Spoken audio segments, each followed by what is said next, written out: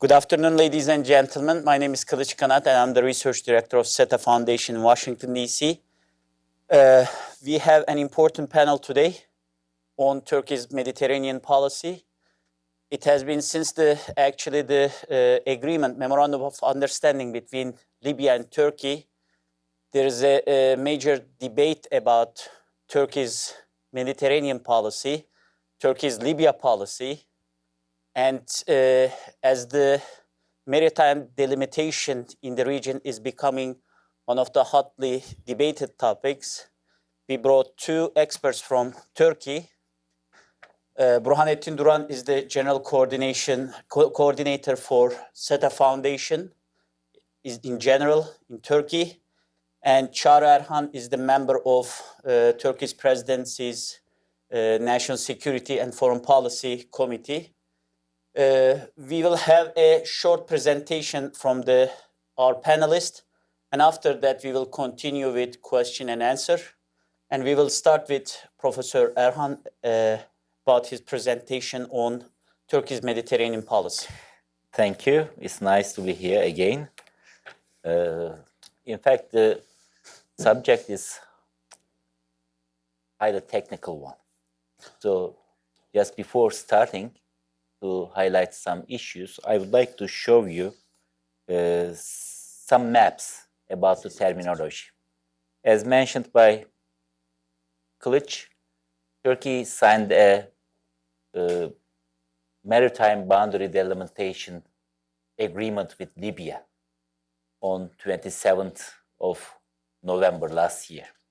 And all of a sudden, the issue of Mediterranean became so popular in the region.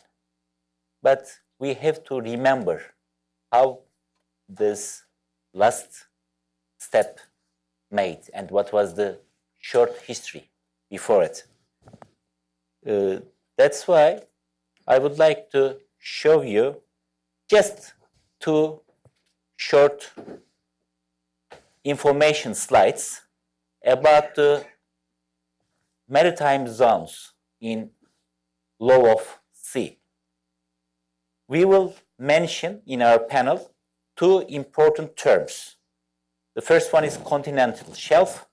The other one is exclusive economic zone. So international law defines that the continental shelf is the inherent sovereign area on the seabed or subsoil, which can be explored and exploited by one sovereign state. And this continental shelf can extend around 200 nautical miles from the territory of one state. The second term is the exclusive economic zone.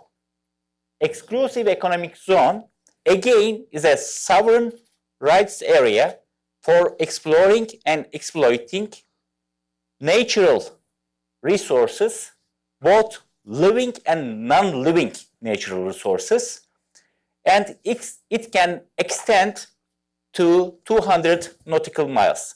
What is the difference between continental shelf and the exclusive economic zone? That this continental shelf includes exploration and exploitation of natural resources of seabed and subsoil, which does not include living subjects, but exclusive economic zone includes both the living subjects, which means the fisheries, of course, fish and other living subjects, in the water column in this area.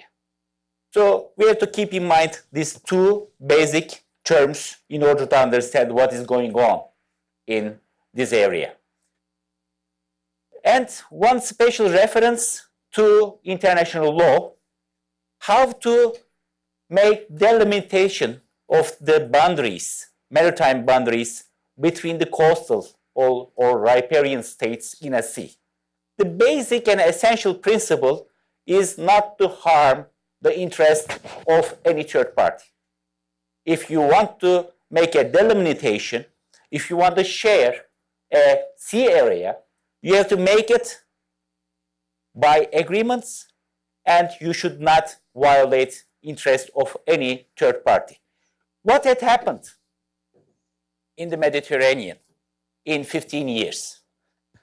It all started in 2003.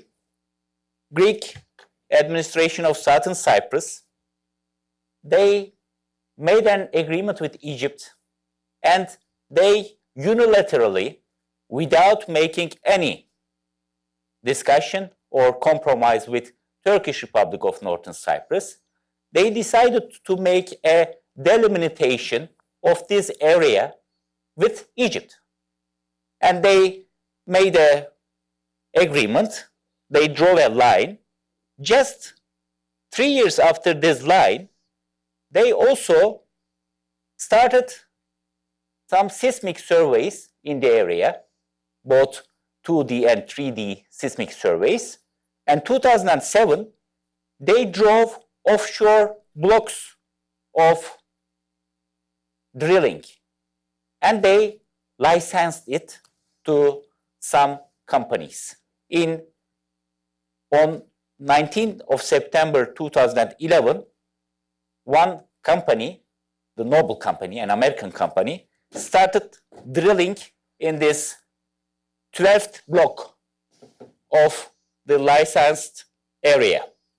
This date is quite important. That's why I put the date also, 19th of September, because Turkey reacted just 2 days after this drilling started in the area. On the 22nd of September 2011, 3 days after the drilling started, Turkey made an agreement with Turkish Republic of Northern Cyprus for the delimitation of continental shelf. So this line was drawn. This area was announced as the continental shelf of Turkey, and this area was announced as the continental shelf of Turkish Republic of Northern Cyprus.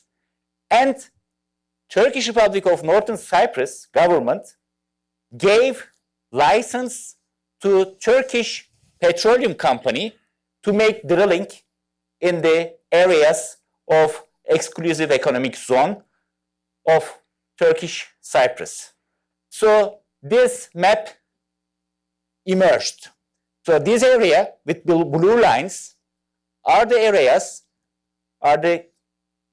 which are claimed by Greek Cypriots, and this red area framed by red line, is the area which is claimed by Turkish Republic of Northern Cyprus, and Turkish Republic of Northern Cyprus gave some license to Turkish Petroleum Company to make drilling in these areas. And this drilling activity started last year, 2019. 3 Turkish research and drilling ships, namely Fatih, Yavuz, and Barbaros Hayrettin Pasha, very modern ships which were recently bought, they started activities to search and drill in the areas which were licensed by Turkish Republic of Northern Cyprus. In these 2 areas particularly, there is no overlapping in this area, but in this area, as you may see, it is also claimed area by the Southern Cyprus. Therefore, this Barbaros Hayrettin Pasha is still continuing its drilling activities here, and these 2 areas are out of this overlapping region. This map is extremely important because now I will mention Turkish-Libyan agreement. Before the agreement, the Greece government and some international law professors from Greece, they proposed a plan for delimitation and sharement of the Eastern Mediterranean area. According to this plan, the red area was shown as the continental shelf or proposed exclusive economic zone of Turkey, this red area. And all the rest, this blue area, was proposed as the Greek exclusive economic zone, which is completely against the basic principle of delimitation of maritime boundaries in international law, because according to international law, the area of exclusive economic zone is a proportion of your length of your coast. Therefore, as Turkey has the longest length of coast in this area, Turkey should have and must have, according to international law, the biggest area. But how come Greece can propose such a thing? Because there is a small Greek island here, which is named Mace. This Mace is a part of Dodecanese, or 12 islands. And according to Greek international lawyers or professors, this small island has its own continental shelf, which has an area of just 24 square kilometers and just 2 kilometers away from Turkish mainland. And all this area, because of this small island, is allocated to Greece. So this is, of course, unacceptable for Turkey. That's why Turkey started to become more active in this area. And by the signing of Turkish-Libyan agreement, Turkey finally announced its official position. According to Turkish formal stance, Turkey has a continental shelf boundary with Egypt depending on the equidistant line in the Mediterranean. This line is just the middle of the distance between Turkey and Egypt.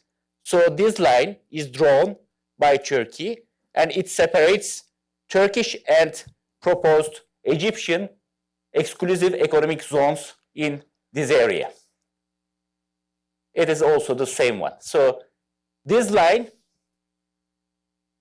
is depending on 1211 agreement between Turkish Republic of Northern Cyprus and Turkey. So this is the delimitation line between Cyprus, Turkish Republic of Northern Cyprus and Turkey. And this is between Egypt and Turkey. But of course, there is a missing part here. What is the western limit of this area? So in order to decide the western limit of this area, Turkey signed this agreement with Libya, and this points between F and E was drawn. It is just 24 kilometers. 24 kilometers, but it defines the western utmost limit of this area for Turkey. So, in order to understand better, I will show you the last slide. Yes. Yes. This points between A and B is the 1211 Turkish and Turkish Republic of Northern Cyprus agreement. CDE is the median line between Egypt and Turkey, mainlands, and EF is the area which is defined by the latest agreement between Turkey and Libya. And Turkey, just after one day after the signature of the agreement, applied to United Nations General Assembly with this letter in order to register the agreement in the United Nations Treaty Series. Everything is depending on international law. Everything is, without question, is in comply with international law. What does Turkey offer in this area? Turkey depends on the essential principle not to harm the rights of the third parties. Therefore, Turkey offers to Greece and Egypt to negotiate on the issue, and the delimitation in the west of the island should be effected after the comprehensive settlement of the Cyprus issue.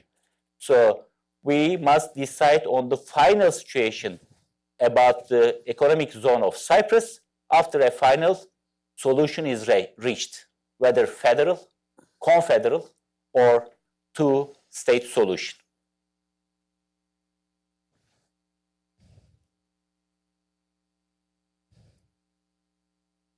So after this agreement, Turkish Petroleum Company will continue its survey and drilling activities in Turkey's continental shelf. Turkish Petroleum Company will continue survey and drilling activities in the Turkish Republic of Northern Cyprus licensed areas unless the Turkish Cypriots equal rights over the offshore resources are guaranteed. And Turkey is ready to discuss with Egypt and Greece on its proposals of July 2019. Turkey seeks a just solution in line with the essential principles of international law. So I will cut here, and after Professor Duran's speech, we can go further with questions and answers. Yeah. Professor Duran. Yeah, I'd like to start by thanking to Professor Erhan's presentation, because, you know, he pictured the Eastern Mediterranean side of the issue, and I will take the advantage of continuing from this perspective. As you know, Turkey signed two separate memorandums of understanding with Libya. One was about delimitation of maritime boundaries, but the second one was about military cooperation, security and military cooperation. This actually triggered a question of what is the new policy of Turkey towards Libya? Is there a tension of escalating the civil war, or what was Turkey's basic interest in this memorandums? Well, first I should underline that it is about Turkey's protection of interest in strategic interest in the Eastern Mediterranean. This is clearly presented by Professor Erhan. And accordingly, the deployment of military personnel, Turkish troops to Libya, is considered a part and parcel of Turkey's strategic interest in the Eastern Mediterranean. And of course, Turkey has the largest stretch of shoreline in the Eastern Mediterranean. So it is not logical to exclude from the all talks about sharing the Eastern Mediterranean maritime issues. And Turkey take a step towards more cooperation, more positive cooperation for sharing the Eastern Mediterranean. This should be regarded as Turkey's take in the equilibrium, in the Eastern equilibrium. Those documents, yes, prevented the Greece maximalist approach towards sharing Eastern Mediterranean maritime issues. Otherwise, if Turkey didn't react to that, Turkey could be limited to just the Gulf of Antalya, and it was seen in the maps. So Turkey's decision to make two memorandums with Libya is very directly related to Turkey's strategic interests in the Mediterranean. And the second point that I want to raise is Turkey's sending troops to Libya not to be a part of the military conflict, but on the contrary, to make a political solution more, a choice more real. You know, the Haftar forces are marching towards Trablus. They are very near to the center, even 7-8 kilometers. And this could be the fall of the UN-backed legitimate government. So Turkey is trying to help this legitimate government to make it contact, to make it survive. So this deployment of troops could be seen as part of political solution. Of course, Turkey is not the only party that can bring a political solution to Libyan case, to Libyan civil war. But actually some other parties, including US or Europe, European countries, Algeria and others, are invited to contribute to Tripoli government, the UN-backed legitimate government. But it is the only Turkey that decided to send troops to support Tripoli government. Turkey believes that if the continuing situation is allowed to make more progress for Haftar forces, this will not bring stability and peace to Libya. On the contrary, this will create a more fertile ground for terrorism, instability, not just for Libya, but also for the neighboring countries of Libya, including Tunis, Algeria, Chad, and Niger. And another point, yes, there is a discussion of third parties, but Turkey's involvement in Libya is just after the other parties' involvement in there. We know that mercenaries from Chad, Niger, Sudan, and Russian Wagner companies are fighting for Haftar forces. So Turkey's objective is to help Libya's legitimate government to end the terrorization of its citizens rather than participate in conflict directly. And my personal opinion here is that Ankara is not for to be a part of any military conflict against Emiratis, Saudi Arabia, and France or others. Turkey is not after a regional conflict either. Turkey calls to implement security agreement for Libyan government. And this should be a base for other parties as well. For example, US or European countries could be involved in the Libyan case to promote political solution that could be realized in Berlin negotiations under the UN auspices.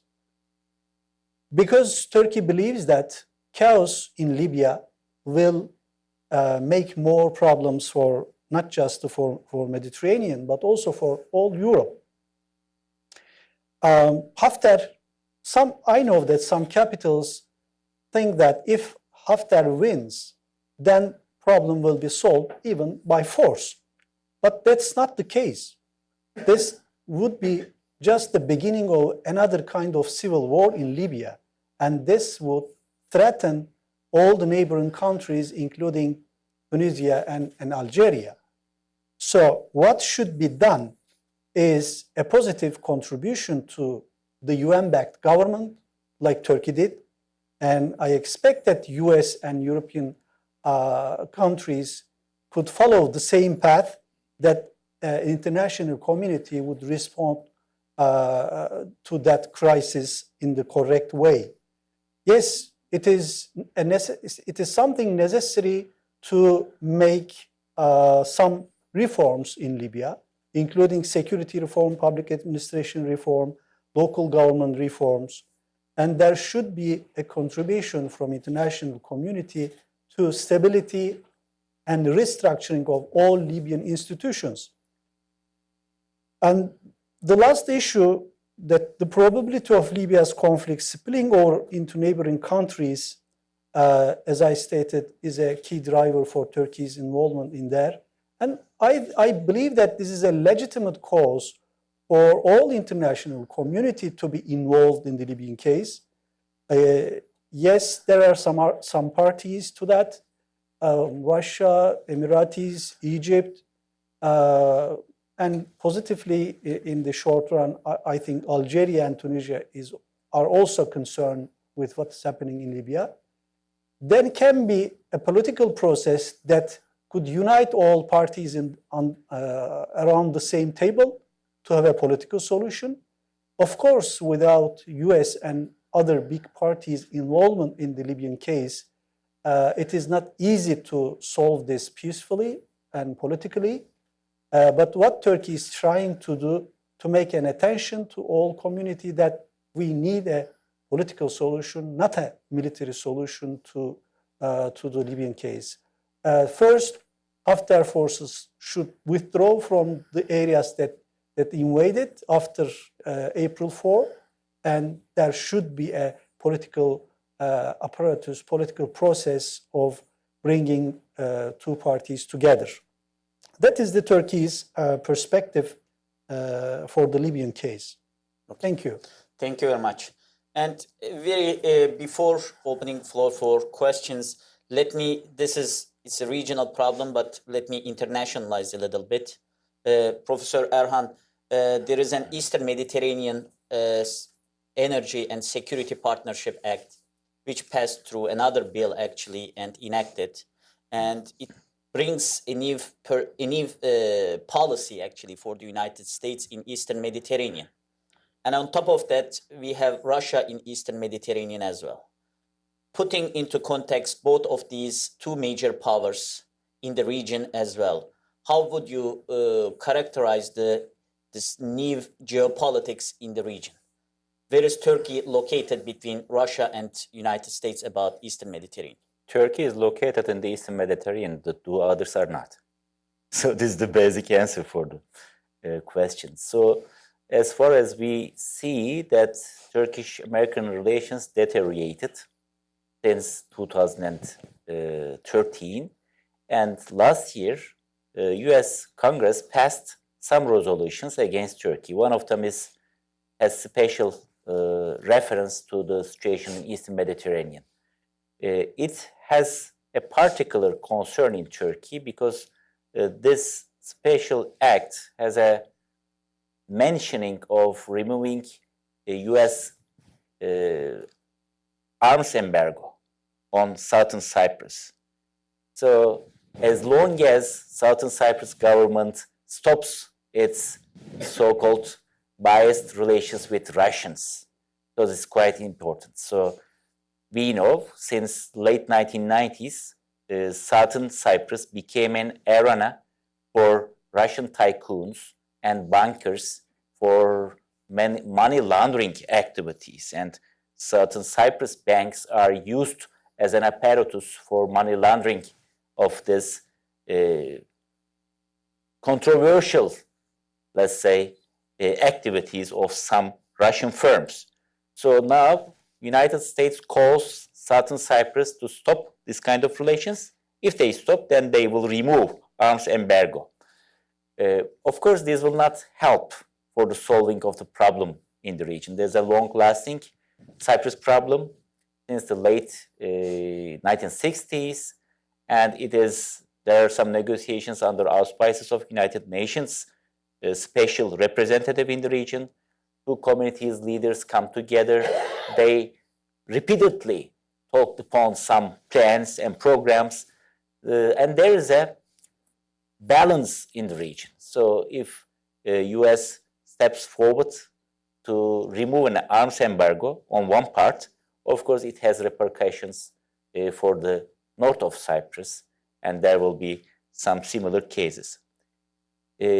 as the issue of EastMed, just 1 week ago, Israel, Greece, and Southern Cyprus signed an agreement about a pipeline which would carry Eastern Mediterranean gas, which are found in the so-called EEZ areas of Southern Cyprus and Israel, carry this gas to Europe.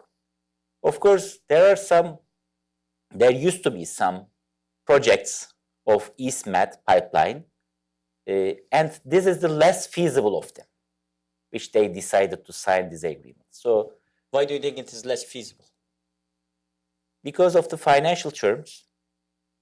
Let's think about, I would like to bring back the map. Look at the area.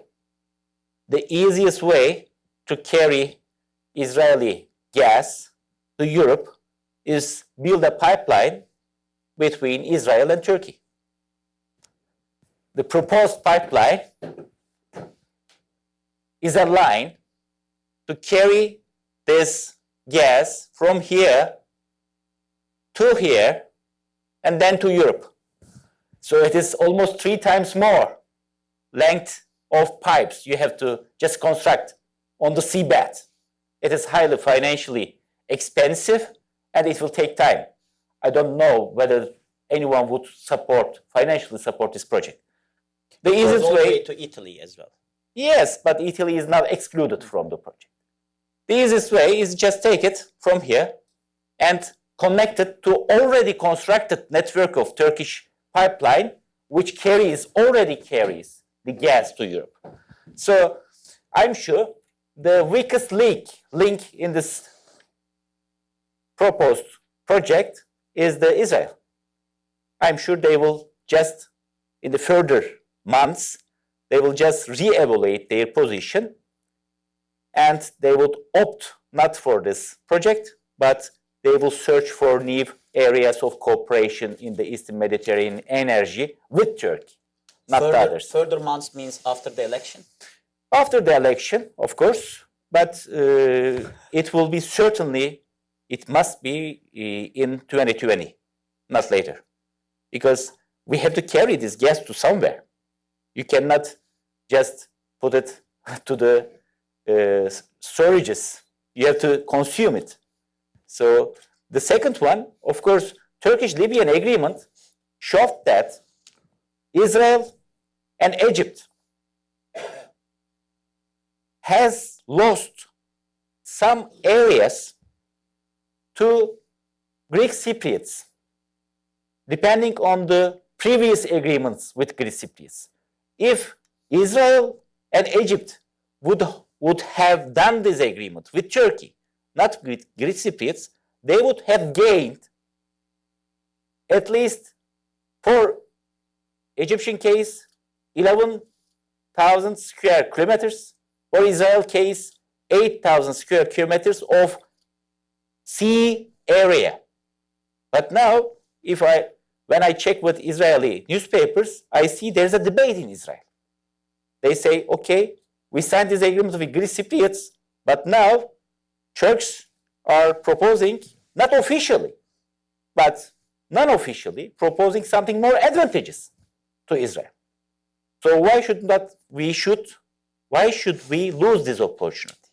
So as in my academic capacity, I think Israelis will calculate it once more and opt for a new energy cooperation possibility with Turkey in near future.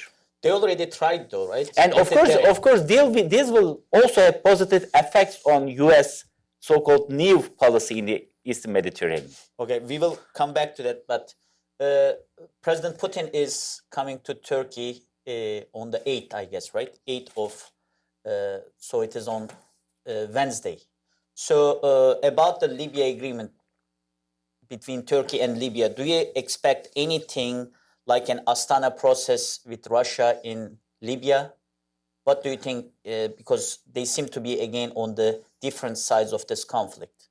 What would you expect from this meeting? There are some concerns that, this Turkish deployment to Libya, deployment of troops to Libya could be a, arena of conflict or something problematic between Turkey and Russia. I don't think that this would create problem.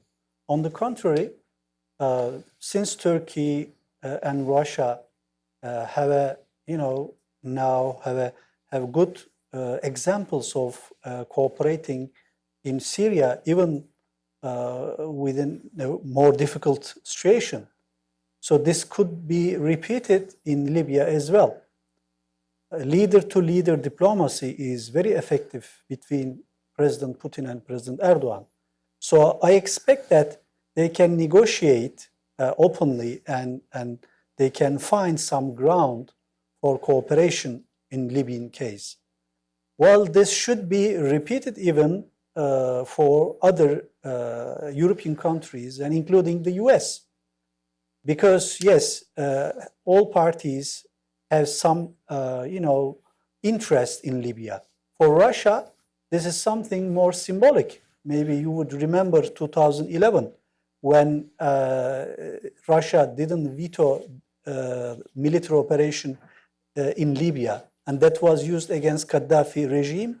And Putin thought that he was deceived by the West. So Putin is symbolically interested in Libya. But at the same time, Russians are trying to find what would be the reaction of the US to any further Russian involvement in Libya. So this is something in progress for all parties. What Turks expect from US about Libya? Well, what Turks expect from, not just from the US, but also from European countries as well, and even Russia, a positive contribution to political solution, to end the military conflict and go back to UN-backed process, political process. This should be a recipe for Libyan civil war. Other choices will create more problems for all parties, including Europe. You will imagine how dramatic could be from humanitarian side, from a refugee issue, from terrorism issues. Libya is very close to Europe. For Syria, this was a very big problem, is a big problem. But for Libya, this could be another quagmire, another terrible problem for Europeans. So all parties should come together for a political solution. This is very urgently needed, and Turkey is taking a positive step for triggering this effort and to make it as a political solution. Thank you. Let me open the floor for questions, and can we have the mic over here? First question.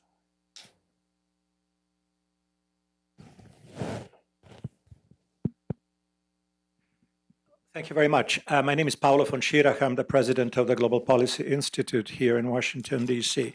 Just an observation. I mean, obviously, I appreciate all the technical and legal explanations that you've given about the redrawing of the boundaries, exclusive economic zones, et cetera, et cetera. But as backdrop for the political issues that are relevant right now, which is the agreement, which is the law passed by Congress, and the fact that Secretary Pompeo was in Greece, Prime Minister Netanyahu was in Greece. In other words, this is clearly, and just to call it spade a spade. Prime Minister of Greece is arriving here. Exactly. So here's the thing. This is an agreement aimed at punishing Turkey. There's no question about it. This is a political agreement. And so while you said correctly that it makes no sense to transport Israeli gas or even, Cypriot gas all the way across the Mediterranean into Italy via Greece, when the most obvious and most economical solution would be to go via Turkey. This is clearly deliberate. This is a political pipeline. If it ever will happen or not, I'm not sure. But the fact is everybody signing on it right now would indicate a political will to have this agreement between Israel, Greek Cypriots, and the Greeks, with the blessings of the Americans, to punish Turkey. There's no other explanation about this. So whether this is going to work or not, and as you said, the Israelis can say, wait a minute, this doesn't make a lot of sense. This pipeline is too expensive for all the reasons that you pointed out.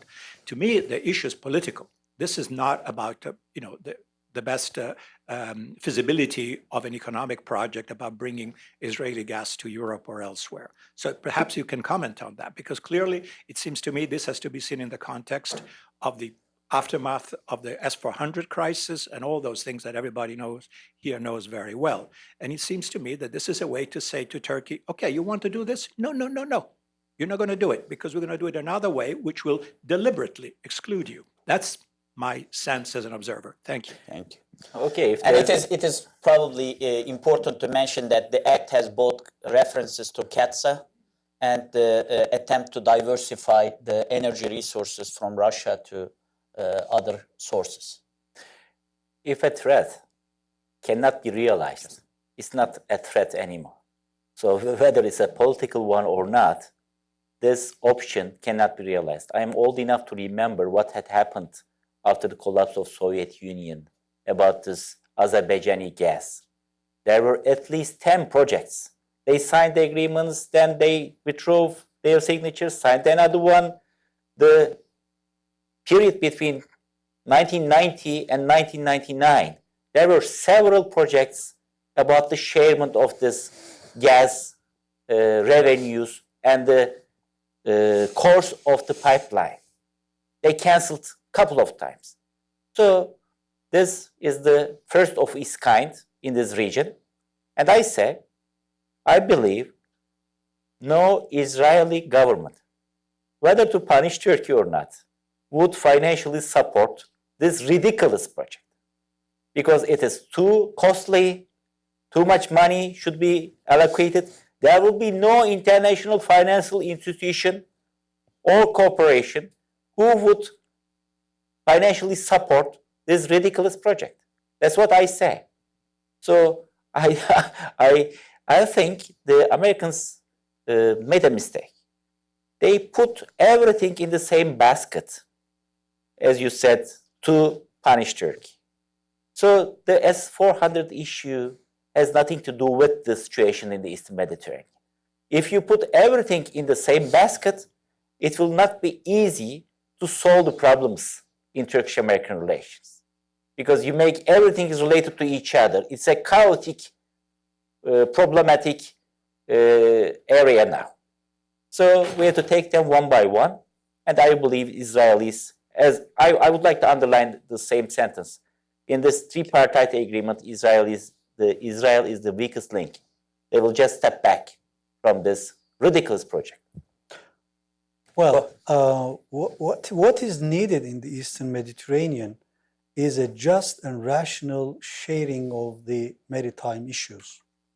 If it is regarded as something politically punishing Turkey or any other actor, this will not survive for longer.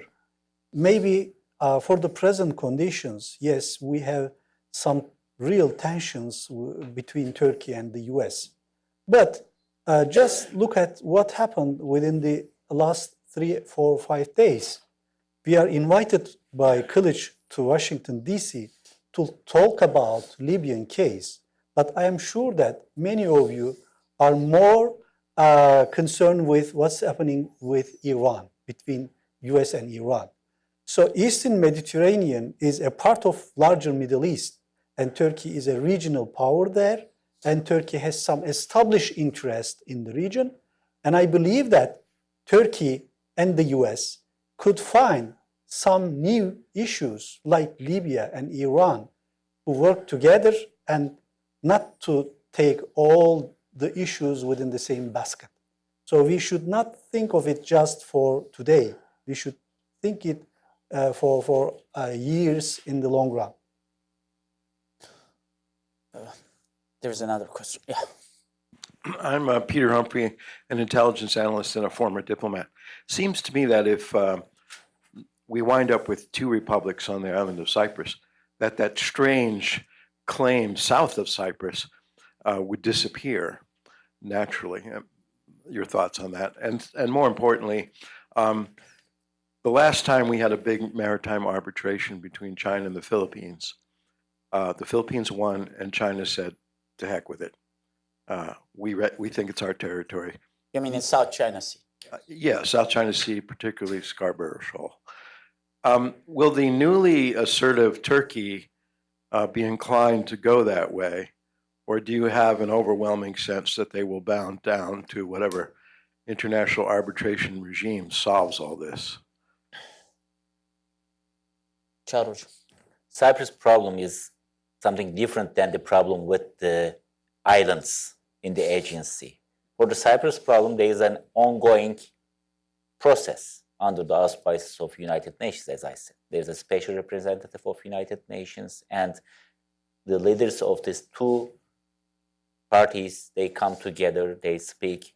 Finally, I think last year, they also made some speeches with, and Secretary Pompeo, next week, he's planning to visit the island and will meet with the leaders of these two, both sides. So there's another issue. So there is no need to take the issue to the arbitration or International Court of Justice. This will be reached a solution by the intercommunal negotiations, and there are three options: federal solution, confederal solution, or two independent country solution. There is no fourth option in the region, in this area. The second one is the islands issue.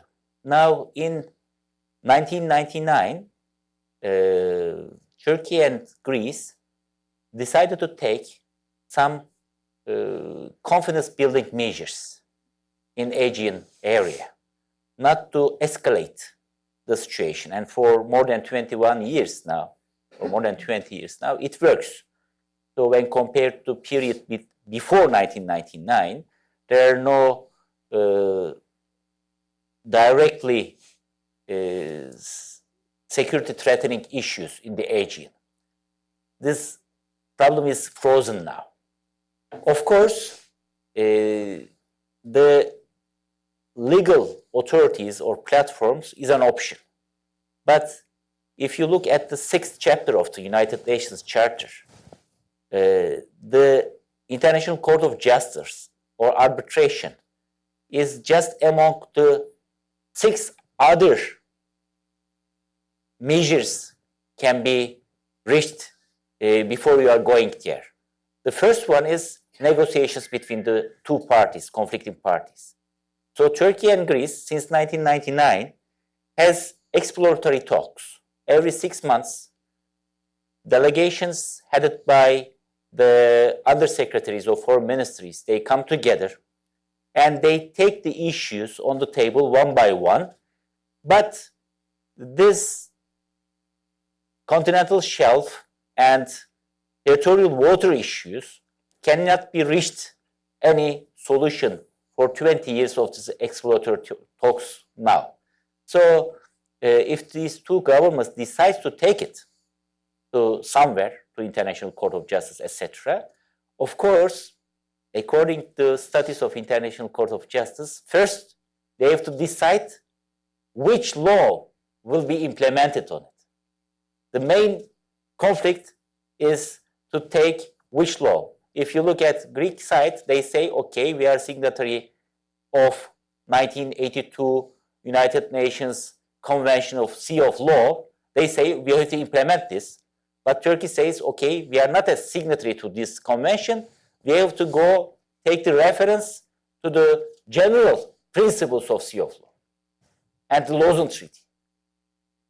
Therefore, before deciding on which method would be implemented, these two governments cannot take it to the International Court of Justice. Do you see arbitration an option here, or other than No, I don't think so. No, it will be done through bilateral negotiations. Okay, Alan has questions.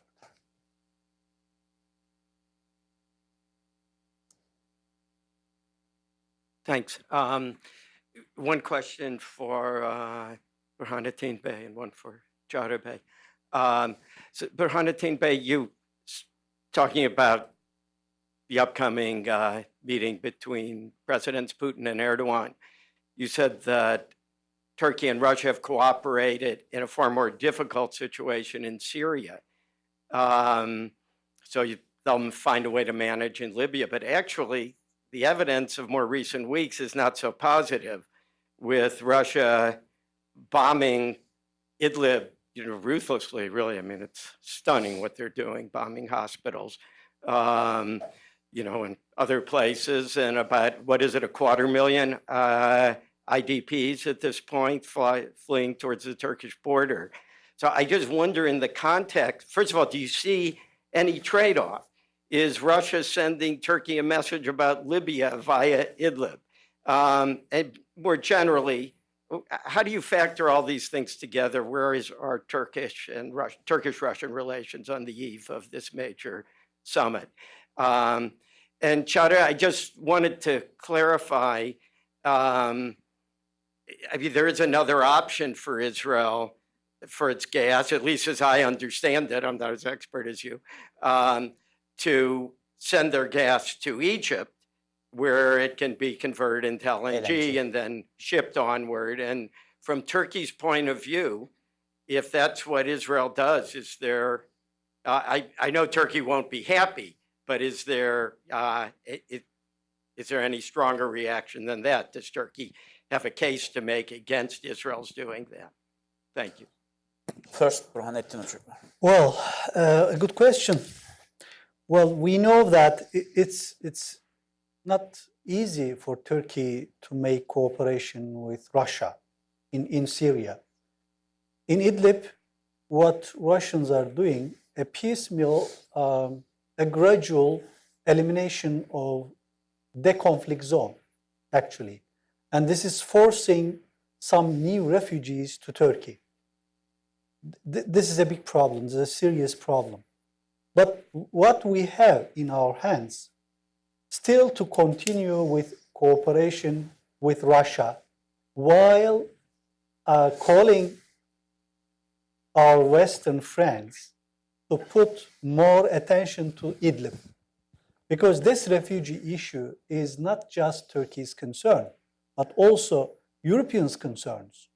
But unfortunately, they are not paying enough attention to that. Yes, I know that there are some, leader diplomacy between Erdogan, Merkel, Erdogan, Macron on this issue.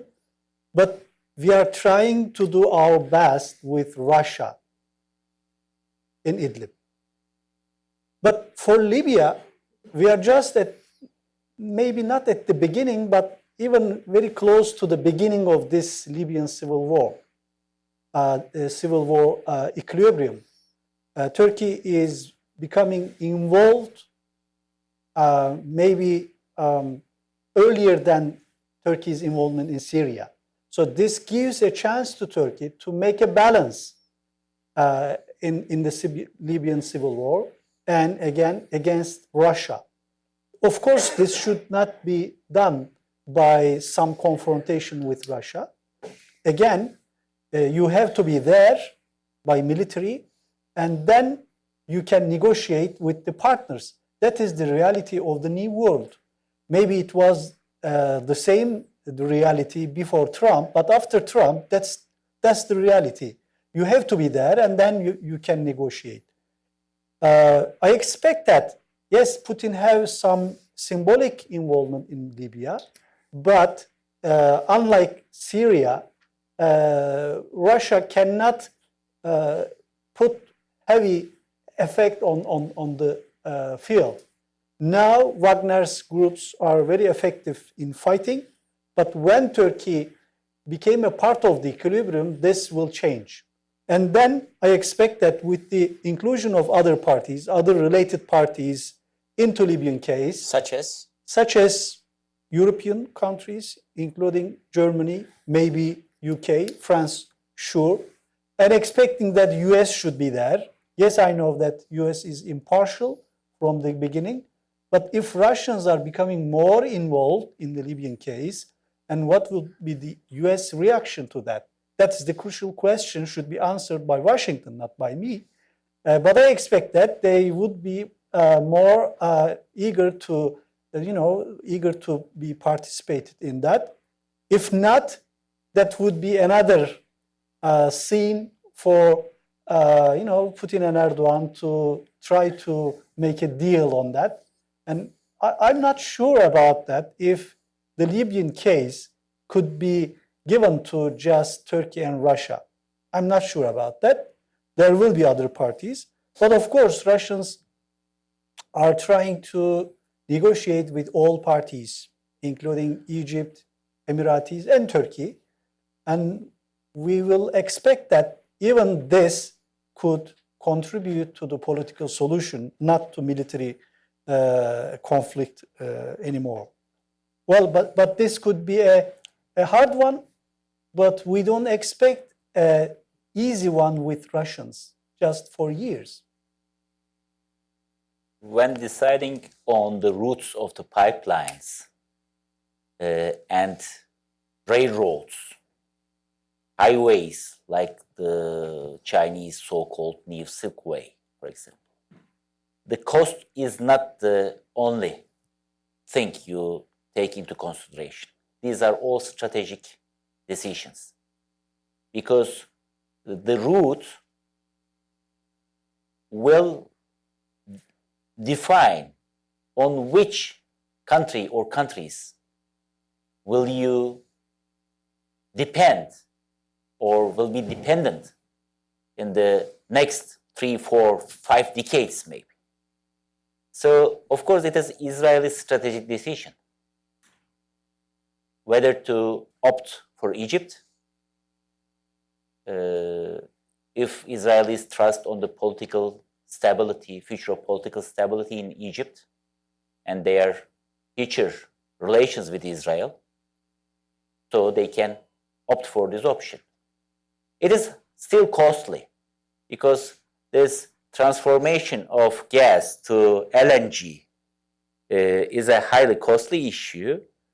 And after the discovery of highly rich Zohr area in Egypt, now Egyptian current capacity is not enough, even for its own resources, to transform it in a reasonable span of time into LNG. So if Israeli gas will be added into this production, it will take a lot of new investment, and it will, of course, increase the cost. But apart from the cost or financial analysis, the most important decision for Israel is the answer of a basic question. Do you trust future political stability and relations with Israel of Egypt or not? Let me get 2 questions at the same time. Yeah. Thank you. Hi, this is Safan Lavarde from Anadolu Agency. Thank you for doing this. Mr. Erhan and Mr. Duran, my questions for both of you, whoever wants to respond. You partly, Mr. Duran, you partly responded, but I just want to ask one more time to find out what's your opinion. So in your opinion, do you think that Turkish forces who have been deployed to Libya right now in support of the Tripoli government might get into any conflict or active fight with Russian mercenaries or even UAE and Egyptian-backed tribes? I mean, we're talking about very unprofessional, undisciplined, and more importantly, reckless tribes here. What's your opinion on this in case so this situation might occur? Thank you. Let me get the other question as well. Stanley Cobra, I'd like to pursue the financial aspect of this. I'm looking at a story, natural gas is fighting for survival. It quotes a report, I'll just give a few words, quote, continued investment in announced gas projects risks creating tens of billions of dollars in stranded costs by the mid-2030s when new gas plants and pipelines will rapidly become uneconomic. Now, if that's the case, you're going to lose a lot of money on this pipeline. So do you have any financial analysis to back up why you think this is a good idea? Which pipeline? You mean the Turkish pipeline? Is okay. Çağrı hocam. It is 1/3 less expensive than the proposed Israeli Cyprus Greece pipeline.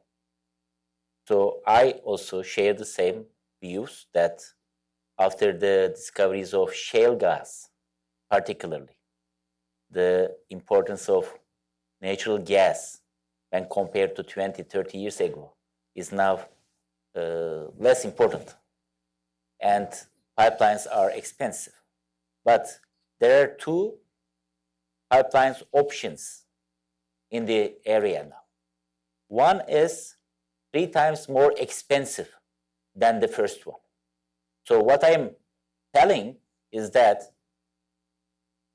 Israelis supporting this second option is not feasible. I'm not talking about its financial cost, how many billions of dollars it will cost. But I say it is 1/3, 3 times more expensive than the proposed pipeline with Turkey. Burhanettin hocam, Libya question. Well, there are some risks, of course, for Turkey's sending troops to Libya.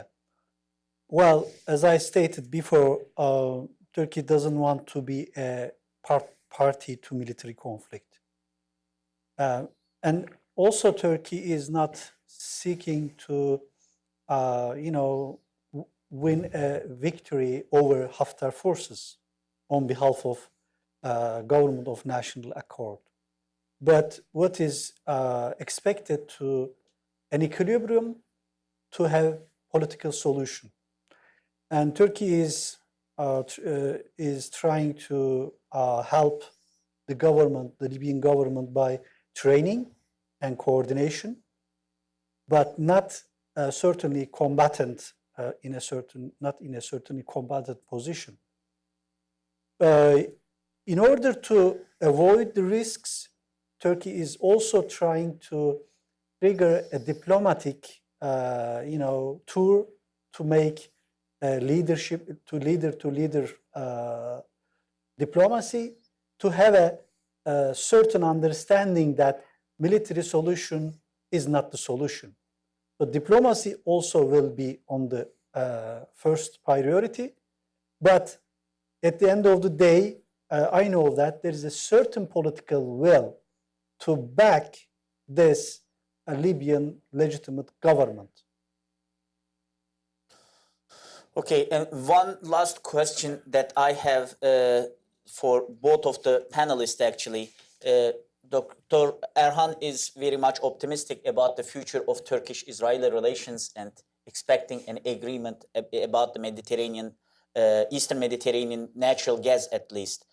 Tell me about the worst case scenario that can happen in Eastern Mediterranean crisis. I think we can call it right now a little bit crisis. Low intensity crisis, let me say that. No, the countries in the region, they get used to live in crisis.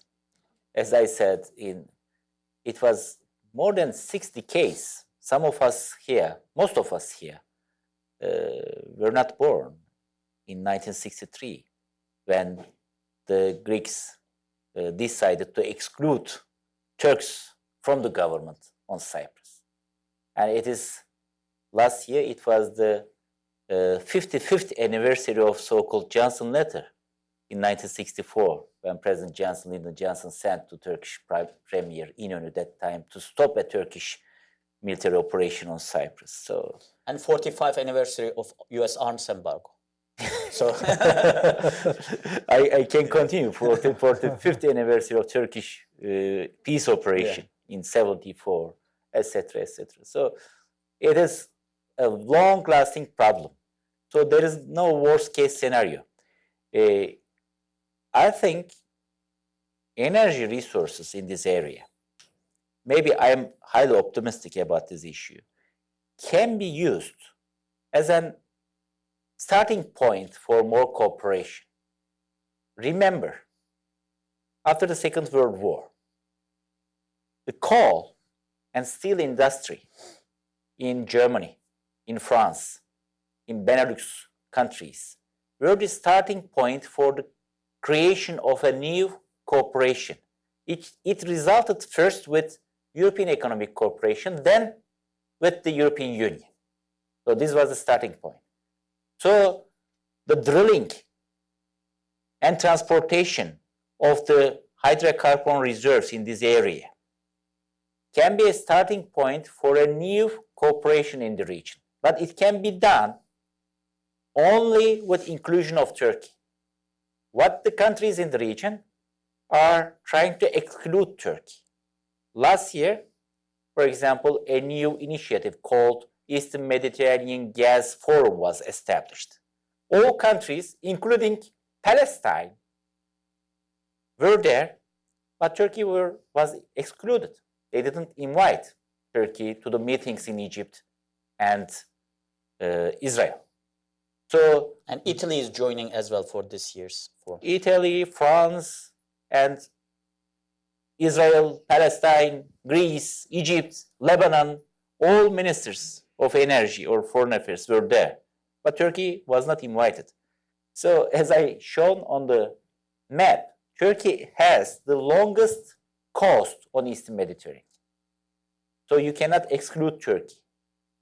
By law, Turkey has, if I use a legal term, ab initio and ipso facto right. It means inherent right in the area. So whether you exclude politically Turkey or not, Turkey does not lose its economic rights in the region, legal rights in the region. So best idea is to include Turkey, start a new cooperation. It will serve to solve some of the problems in the region. It will serve to peace to the region. And that is what Turkey proposed in July 2019. If you look at the Turkish proposal, one of the proposals is to create a fund. And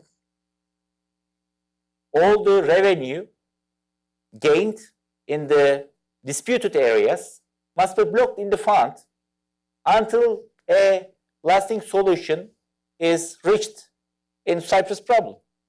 Then this money can be used after the solution.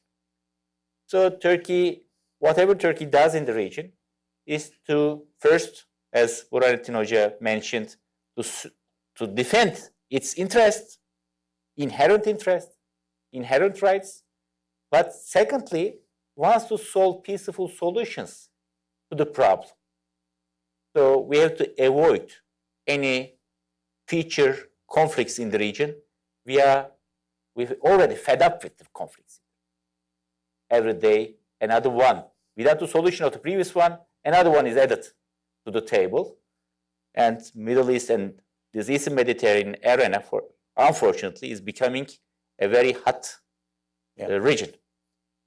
And the same question about the worst case scenario in Libya. Well, of course, the worst case is the escalation of the civil war between two parties. And maybe the worst of the worst scenario is Haftar is taking Tripoli. What could be done is, of course, to avoid these two worst scenarios. And Turkey is just trying to do that. But certainly it is correct to say that all international communities' positive involvement in the Libyan case is needed very urgently. And not just Turkey, but also US, European countries, Italy, France, and others are invited to back the legitimate government. But if, Europeans and US are not involved enough to be a, you know, a game changer in the Libyan case, then it means that this case will be solved by Turkish and Russian involvement there. You know, I don't know what would be the reaction of the Western capitals, but we will see it. We together, coming from a region full of crisis, we are for cooperation. It is sure that we are for cooperation. But we are realistic enough to know that the world doesn't act in that way, and you should be ready for conflicts as well. So I believe that Turkey should be ready even for the worst scenarios in Libya. Thank you very much. I want to thank our panelists and thank you for coming here. And please join me thanking our panelists for their